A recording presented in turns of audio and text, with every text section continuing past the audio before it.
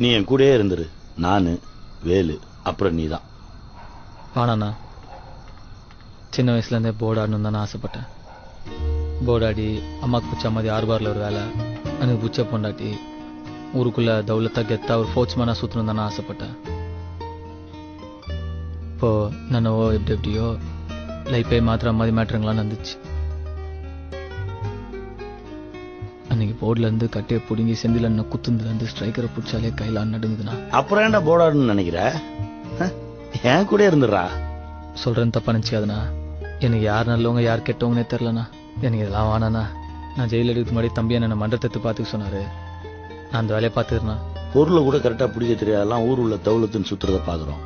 எல்லாத்தையும் கரெக்டாக செய்கிற வேலைக்காரன் எதுவுமே வேணான்னு சொல்லிட்டு போகிறத இப்போ தான் ஃபர்ஸ்ட் டைமாக பார்க்குறேன். அதில் பெரும் போகிறதுக்கு ஒன்றும் இல்லைண்ணா. வரண்ணா.